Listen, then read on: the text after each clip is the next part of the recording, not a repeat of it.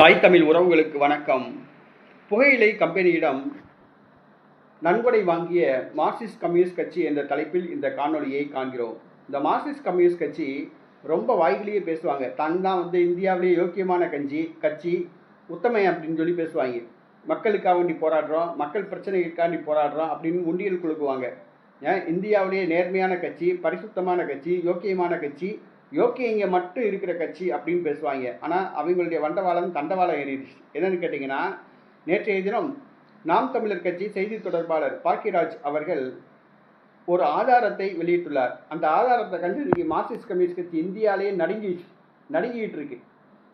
அதோடைய முகத்திலேயே கிழிக்கப்பட்டிருக்கு. என்னன்னு சொல்லி கேட்டிங்கன்னா, இவங்க ஊர் பூரா சொல்கிறாங்க, போதைப் பொருள் பயன்படுத்தக்கூடாது, புகையிலை பயன்படுத்தக்கூடாது, பான்பராக் பயன்படுத்தக்கூடாது, குட்கா மசாலா இதெல்லாம் பயன்படுத்தக்கூடாதுன்னு இவங்க தான் மார்க்சிஸ்ட் கம்யூனிஸ்ட் கட்சிக்காரங்க சொல்கிறாங்க. ஆனால் அவங்களே போய் ஒரு புகையிலை கம்பெனிகிட்ட போய் டொனேஷன் வாங்கியிருக்காங்க, நன்கொடை வாங்கியிருக்காங்க. Deccan tobacco exports private limited அப்படிங்கிற ஒரு தொழிற்சாலை குண்டூரில் இயங்கிட்டு இருக்கு. அந்த குண்டூரில் இயங்கிட்டு இருக்க தொழிற்சாலை மார்க்சிஸ்ட் கம்யூனிஸ்ட் கட்சிக்கு 1 லட்சம் ரூபா நன்கொடை கொடுத்துருக்கு. அது ஒரு காசோலை கொடுத்துருக்கு. 2023 ஆண்டு மார்ச் மாதம் 24ஆம் தேதி அந்த காசோலை வழங்கப்பட்டிருக்கு. இந்தியா பேங்க் காசோலை, குண்டூர் பிரான்ச் காசோலை. அந்த கம்பெனி மார்க்சிஸ்ட் கம்யூனிஸ்ட் கட்சியுடைய செக்ரட்டரிக்கு இந்த காசோலை வழங்கியிருக்கு. 1 லட்சம் ரூபாய் மதிப்பிலான 1 லட்சம் ரூபாய் நன்கொடை வழங்கப்பட்டிருக்கு. அதை அவங்க ஒரு லெட்டரே அடித்து அவங்களுக்கு கொடுத்துருக்காங்க. அந்த காசோலையோடு இணைச்சி ஒரு லெட்டர் என்க்ளோஸ் பண்ணியிருக்காங்க. 1 லட்சம் ரூபாய் நன்கொடை மார்க்சிஸ்ட் கம்யூனிஸ்ட் கட்சிக்கு வழங்கப்படுகிறது அப்படின்ட்டு அந்த லெட்டர் வெளியாகியிருக்கு. நம்முடைய நாம் தமிழர் கட்சி செய்தி தொடர்பாளர் அண்ணன் பாக்கியராஜ் அவங்க வெளியிட்டிருக்காங்க. இந்த மார்க்சிஸ்ட் கம்யூனிஸ்ட் கட்சியுடைய யோக்கியம் வெளியே வந்துருச்சு. நம்ம சொல்கிறோம், திமுக காரங்கிட்ட மார்க்சிஸ்ட் கம்யூனிஸ்ட் கட்சி கமிஷன் வாங்குது, கான்ட்ராக்டர்கிட்ட கமிஷன் வாங்குது, அமைச்சர்கள்ட்ட மாதம் அமைச்சர்கள்ட்ட பணம் வாங்குது அப்படின்னு நம்ம சொல்லிகிட்டு இருக்கோம். இப்போ போதைப்பொருள் தயாரிக்கிற அந்த கம்பெனி இருக்குது பார்த்தீங்களா, புகையிலை தயாரிக்கிற கம்பெனிக்கிட்டேயே இவங்க விட்டு வைக்கல. 1 லட்ச ரூபா நன்கொடை வாங்கியிருக்காங்கன்னா, இந்தியா முழுக்க நிறைய தொழிற்சாலைகள் இருக்குது.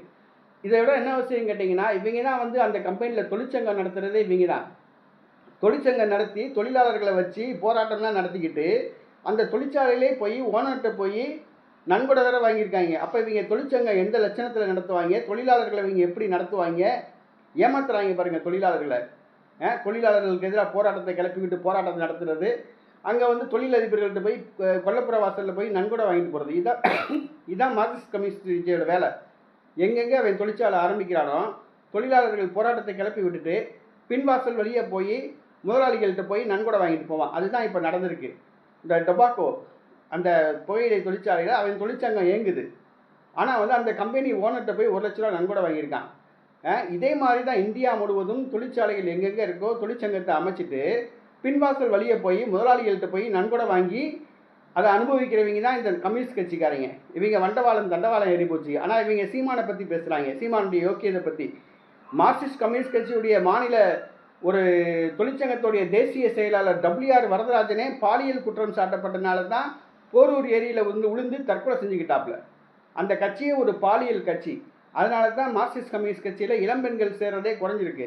ஆனால் இந்த வாசுகி பாருங்கள், சீமான் விஜயலட்சுமி வந்துட்டா மட்டும் தெரியும். விஜயலட்சுமி அவங்க அக்காவா தங்கச்சியாக இருந்ததில்ல, விஜயலட்சுமி வந்துட்டா மட்டும் சீமான் பாலியல் குற்றவாளின்னு சொல்கிறாங்க. இன்றைக்கி மார்க்சிஸ்ட் கம்யூனிஸ்ட் கட்சி ஒரு ஊழல் கட்சி, லஞ்சம் வாங்குகிற கட்சி அப்படிங்கிறது வெளிவந்துருச்சு. தயவு செஞ்சு தொழிலாளர்கள் யாரும் மார்க்சிஸ்ட் கம்யூனிஸ்ட் கட்சியோட தொழிற்சங்கத்தில் சேராதீங்க.